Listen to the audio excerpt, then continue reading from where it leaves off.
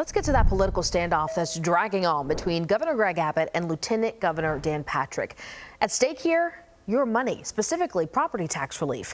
State leaders campaigned on this issue for months, but they just can't deliver on their promise yet. Political reporter Jack Fink's been following this entire ordeal. And Jack, why do they disagree? Well, Nicole, Governor Greg Abbott and Lieutenant Governor Dan Patrick have two different plans. The governor wants to gradually end property taxes that are used to pay for public schools.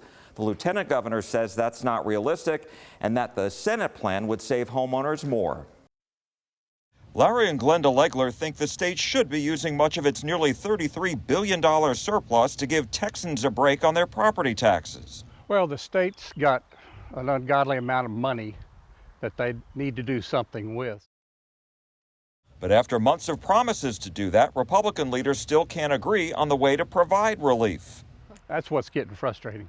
Governor Greg Abbott prefers ending the school maintenance and operations, or M&O, portion of your property taxes over 10 years. That portion alone is about 42% of your property tax bill. To make that happen, the state would shift sales tax, other state revenues, and surplus money to pay for public schools.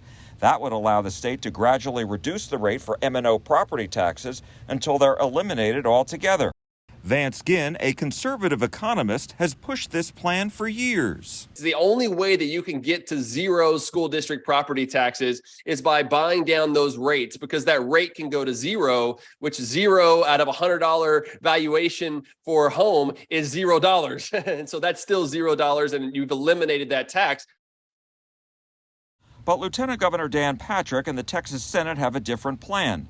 While it uses more state revenues and less property taxes to pay for schools, it would also increase the homestead exemptions for most homeowners from $40,000 to $100,000.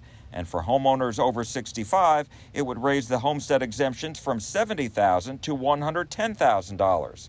I asked the lieutenant governor about what's become the governor's plan. I mean, are you saying that you don't support eliminating the property tax? Jack, you can't get there.